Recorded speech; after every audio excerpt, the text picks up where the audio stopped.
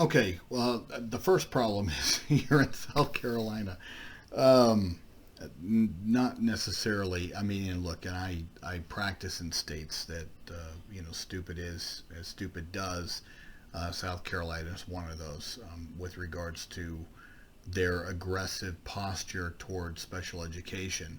And they're a southern state, which means that they're naturally going to be aggressive toward parents. Not saying that in other parts of the country it's just a different, it's just culturally different, guys. I mean, hell, I have a practice in Alabama. We take cases in Tennessee and Georgia. So I understand the dynamic, guys. And I'm just telling you that, you know, there's a lot of cultural issues with the South in respecting authority and respecting hierarchies. And that is sort of um, counter to the entire notion of full parental participation and 50-50 decision making on an IEP team. I mean, uh, so, it just sort of depends on the school system. Some people in special education that are good leaders and understand how this process is supposed to work, they do work collaboratively. But a lot of these boards of education, superintendents, I mean, they just are stuck in this old way, in this old mindset that, you need to get in line, you need to kiss the ring, you need to know your place. And you're not doing that. And in fact, you're being loud about it, and they don't like that. And so, here you go, threatening the job of some guy's job. I was trying to make the South Park, they're taking our jobs. Okay, and so I don't, and so it is a thing to where, this guy confronts you uh, to defend his wife. I'm sure she went home and cried some crocodile tears and got him all worked up about how mean you are, and how she just loves the little kids and just, trying to do her job. And I'm not, nobody's disputing that, okay? But at the same time, I don't like fake titles, all right? And the education system did this to themselves, all right? Because my half of my kids are homeschooled, and well, more than half are homeschooled, and then my daughter goes to school, but she has an IEP. I can protect her. And my children that are homeschooled, though my wife has a degree, it's not a teaching degree and it's not a license. And then she has taken my kids to homeschool co-ops taught by other parents that don't have magic licenses and don't have magic monikers like highly skilled and um, highly educated and all those other monikers we like to throw on educators. So that's just, you guys sort of wanted that, that this obsession with licensure, but yet you create these fake titles when it comes to behavior, a very complicated aspect, and largely tied to the disability category. Well, any developmental disability, but then autism mainly, okay, especially for kids that have limited communication, limited verbal skills. Because at that point, you have to address their education in a different way. Why is that? Because we don't know how to get the skills that they know and that we're teaching out of them because of the limited ability to communicate. But then you have some of these children where behavior is clouding our ability to even get that information out because we can't get them to attend. They're being aggressive in their response. So this requires a an expertise that shouldn't be offending. It should not be offending people in the education system. But like I said, when you're sitting there making up titles like behavior coach, I mean, what the hell does that mean? And point out the ethics to a behavior coach and a licensure. You see? But they pick and choose what licenses they like and which ones that they don't like. And then in these areas, they'll sit there and just make stuff up in its imagination. And then they get offended when you ask for the real thing. But it's not that we're asking for the real thing, guys. This is just a complicated area that requires an expertise. And it's well within the rights of the parents to push for that. So how do I recommend you do it? Have them do an in-house FBA. Have them do an in-house ABLS or VB map. Okay? ABLLS, an ABLS or a VB-MAPP. And I can't remember what the other one is. There's another one that's far more extensive than that, but these are autism specific. Now, you sit there and you go, well, only a behavior analyst can. No, anybody can give those, but what you're doing is you're setting yourself up to request your independent evaluation. So have them do with the crackpot made up people in FBA and an assessment, a skill assessment through an ABLS or VB map. Now after that's done, trigger the request for an FBA and the same assessment using a board certified behavior analyst. They can't deny you that. They gave the assessments. They can't sit there and say, well, you can't use a behavior analyst. You can.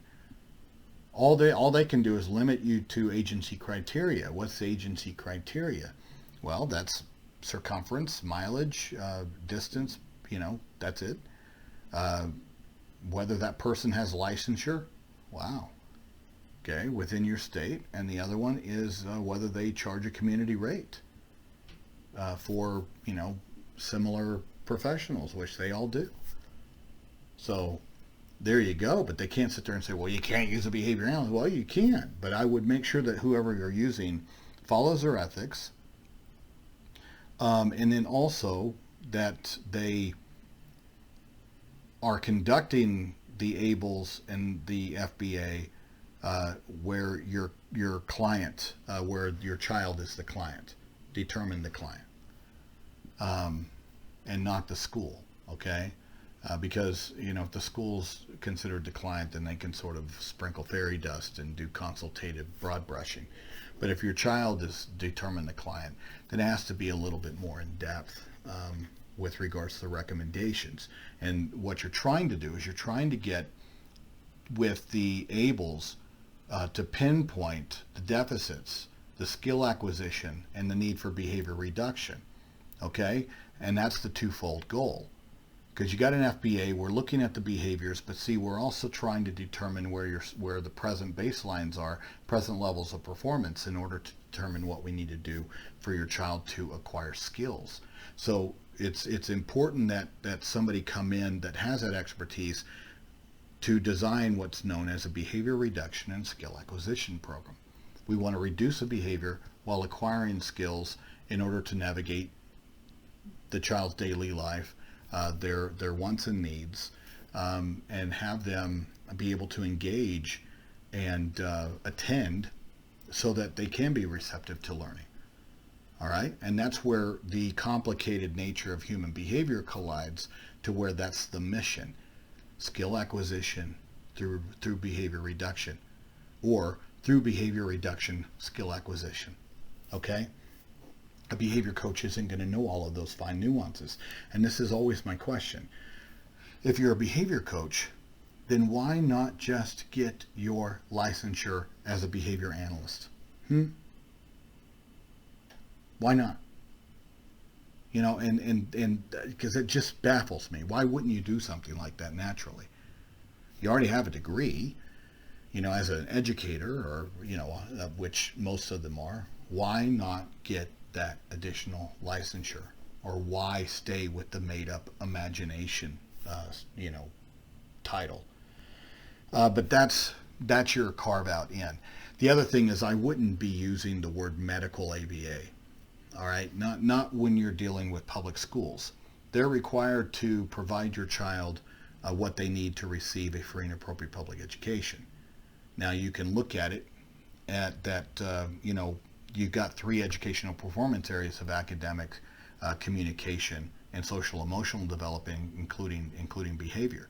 Now, what is the peer-reviewed, scientifically known treatments for that? Well, that's ABA therapy, and or ABA strategies, depending on how it's impacting your child. Well, you can only really know that through a good FBA and through an autism-specific skills assessment or developmental disability skills assessment, like an ABLS or a VB-MAP.